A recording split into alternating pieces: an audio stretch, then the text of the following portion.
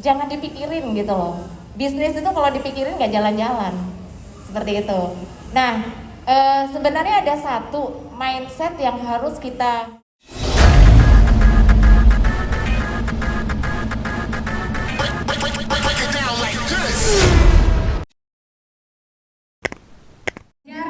dan mencuci tangan atau menggunakan hand sanitizer yang sudah disediakan. Perlu kita sampaikan untuk teman-teman semua ataupun tamu undangan yang hadir di sini untuk tidak memposting selama acara ini berlangsung. Nanti boleh diposting setelah acara ini selesai ya. Iya, Hal ini betul. juga supaya kita menghindari di luar kan banyak nih lembe turang atau apa gitu ya. Jadi Aduh. hati-hati. Biar viral juga ya. Yes. Iya, oke. Baik, teman-teman dan juga tamu undangan sekalian, langsung saja kita masuk ke acara yang pertama, yaitu kita akan talk show dengan tema Gen Z anti kanker, aka kanker. kira-kira ada strategi awal nggak untuk kita tuh memulai usaha itu gimana, Windy? sebenarnya strategi awal itu intinya itu jangan dipikirin gitu loh. Bisnis itu kalau dipikirin nggak jalan-jalan, seperti itu. Nah, sebenarnya ada satu mindset yang harus kita perbaikin. Jadi kadang-kadang ketika kita mulai bisnis itu, kita berpikir bahwa duitnya itu belum ada. Kita tuh kadang berpikir bahwa duitnya itu ada tapi itu berupa modal. Padahal ketika kita mulai bangun bisnis, itu sebenarnya duitnya itu udah ada, Mas. Tahu nggak ada di mana? Di diri kita sendiri? Bukan. Di mana? Duitnya itu ada di calon target pasar kita. Oh begitu, makanya saya belum jadi pebisnis ya, karena nggak tahu. Gitu aja nggak tahu loh Putri. Gimana? Iya, ntar habis ini saya. Iya, oke, makanya baik. dikasih tahu nih. Jadi ketika kita mulai bangun bisnis itu sebenarnya duitnya udah ada. Oke. Duitnya ada di mana? Duitnya ada di calon pasar kita. Oke. PR-nya kita adalah memindahkan uang yang ada di kantong mereka masuk ke dalam kantong kita. Benar. Simple gitu benar, doang. benar. Ya. Nah, strateginya apa? Jadi strateginya adalah minimal jenis bisnisnya dipahamin dulu. Apa nih bisnis yang mau dijalanin gitu. Kalau bisnis yang udah ada, kemudian kita riset, kita lihat pasar mana yang mau dibidik. Jangan sampai kemudian kita terjebak dengan produknya udah bagus, habis itu produknya udah oke, bingung mau jual kemana. Nah kayak Mas Guntur, beliau tahu pasar kosmetiknya ini besar, Yes, apalagi di betul. masa pandemi. Jadi beliau ini mulai dari pasarnya dulu, baru menciptakan produk sebagai solusi dari kebutuhan atau masalah para wanita. Oh gitu. Oke. Berarti awalnya memang harus lihat pasarnya dulu, Iya. baru menentukan bisnisnya apa Betul, gitu. betul. Wah. Nah, ada yang Tapi kan beranggap gini nih Kamos, kalau misalkan kita menentukannya kan agak sulit ya dengan melihat targetnya. Betul. Apalagi untuk pemula. Yes. Nah, ada nggak sih tips-tipsnya bagaimana sih cara kita memilih untuk pemula dalam berbisnis gitu, Cewin? Nah, sebenarnya gampang. Pasar itu kan luas ya. Iya. Rahasianya cuma satu. Kita lihat sebenarnya apa masalah yang dihadapin orang lain. Kita cari masalah dulu, Mas.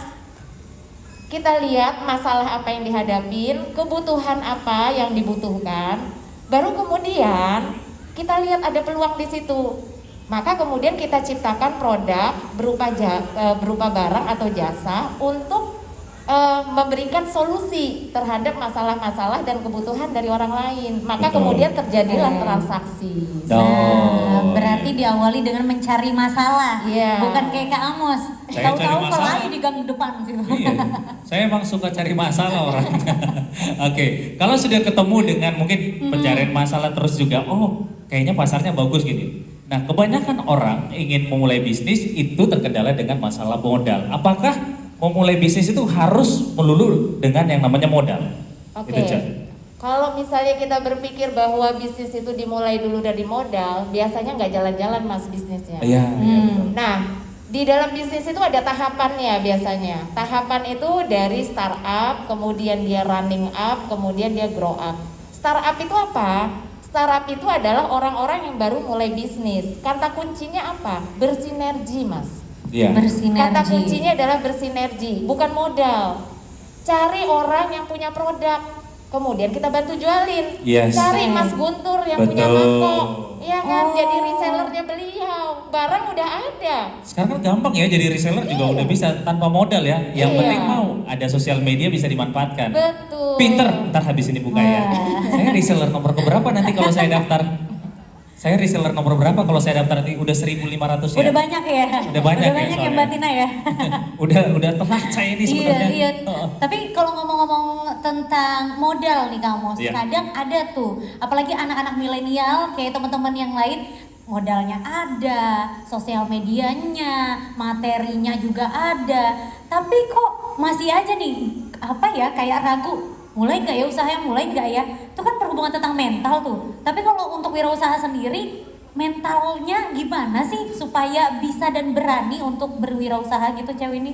Oke, kita balik lagi seperti yang tadi ya. Mhm. Jadi ketika kita mau bangun bisnis, itu sebenarnya kata kuncinya ketika kita berada di startup itu adalah berkolaborasi atau bersinergi. Iya. Kita nggak punya modal, kita nggak punya uang, cari orang yang punya produk, kita bantu jualkan.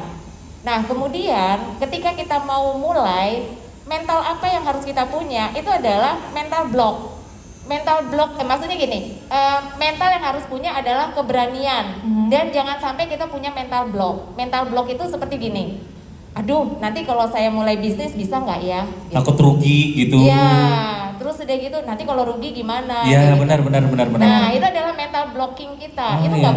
nggak boleh ada. Yang seharusnya bagaimana, Cek? Seharusnya ya udah, jadi gini, ketika mulai bangun bisnis itu memang kita harus menggunakan otak kanan. Otak kanan itu adalah orang-orang yang cenderung berani untuk memulai. Oke. Sedangkan kalau otak kiri itu mereka orang-orang yang banyakan mikir. Jadi Aha. ini nanti untung apa enggak? Mau tahu bahwa kita otak kanan atau otak kiri? Coba deh, kayak gini tangannya Mbak. Gimana tuh? Saya nggak berani nyoba, takutnya nanti ketahuan kalau nggak punya otak saya mah. Biar putri aja nggak apa-apa. Ini Iya. cara simpel aja untuk Iya. tahu bahwa kita otak kanan atau otak kiri. Nah, lihat jempol paling atas itu berada di mana? Kanan. Oke. Baik. Yang jempolnya berada di kanan itu beruntung. Makanya coba lihat, kayak Mas Guntur itu jempolnya di kanan tuh, ya kan?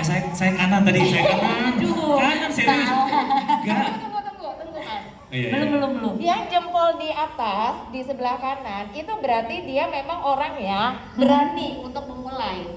Yang penting saya hajar dulu deh gitu. Urusan rugi atau enggak itu belakangan.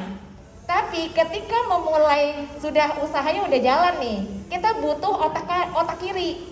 Otak kiri kenapa? Kita harus sudah mulai terstruktur. Jadi udah kita mulai pikirkan, oh kalau gini. Nah caranya gimana?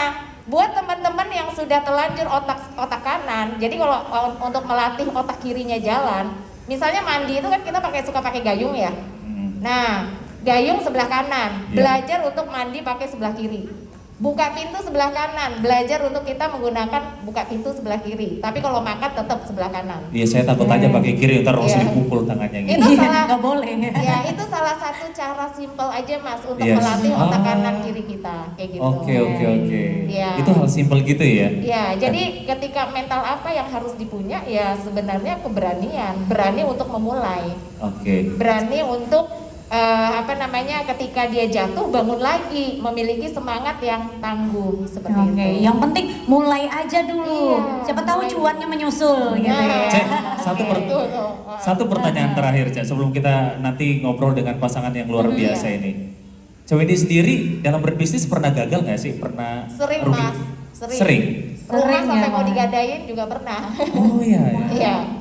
Jadi kebetulan saya membangun usaha itu dimulai dari zamannya saya kuliah. Mhm. Jadi saya kan kuliahnya di Jawa ya. Nah, saya tuh suka jalan-jalan ke Citra Niaga. Jadi kalau sebelum pulang, saya ngomong sama ibunya, sama bapaknya, Bu, boleh nggak barangnya nanti kalau misalnya ada orderan, saya pesen, ibunya kirim ya gitu. Jadi saya beli contohnya satu-satu saya bawa ke Jawa. Mhm. Nah, dari Jawa saya tinggal tawarin ke teman-teman. Nah, itu mulai saya berbisnis. Nah, kemudian berlanjut selama perkuliahan itu saya sering jadi penyuluh sebenarnya. Jadi kebetulan digandeng sama Kombantrin, sama Sangobion gitu kan. untuk penyuluhan ke SD-SD waktu itu. Iya. Jadi penyuluhan tentang cacing waktu itu. Nah, pulang dari sana saya meneruskan usaha dari orang tua.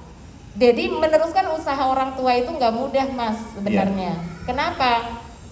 Cara pandang mama saya yang konvensional dengan saya yang sok milenial gitu kan, sok anak muda, itu kadang suka bertabrakan. Beda Iya, kepala ya, beda Betul. generasi juga Iya. soalnya.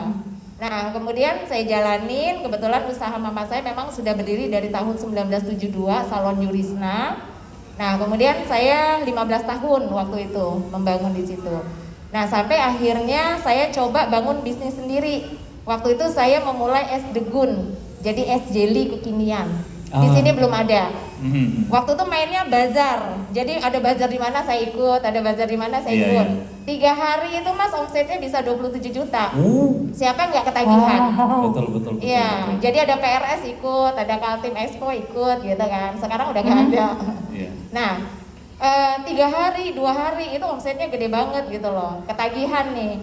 Tapi kesalahan saya adalah saya tidak membranding usaha saya. Yang saya beli adalah franchise.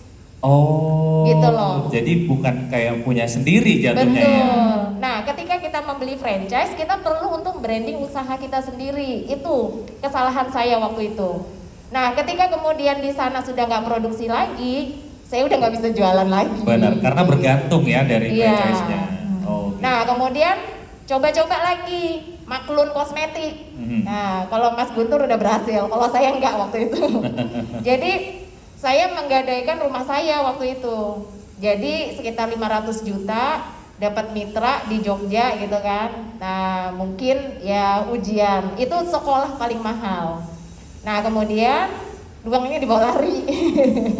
Uangnya dibawa lari. Gimana dah tuh? Iya. Cukup berani ya, berarti jempolnya sebelah kanan tadi ya. Aduh. Iya. Dan juga banyak juga ya, Cewek Windy punya usahanya, ya Wah. franchise juga, ya kosmetik, ya orang tua. Iya, banyak. Nah, tapi udah nggak apa-apa. Namanya kita mentalnya harus kuat kan, ya udah Betul. anggap aja cobaan, Betul. ya kan. Nah, kemudian mulai lagi, waktu dulu lagi rame food car. Jadi food car,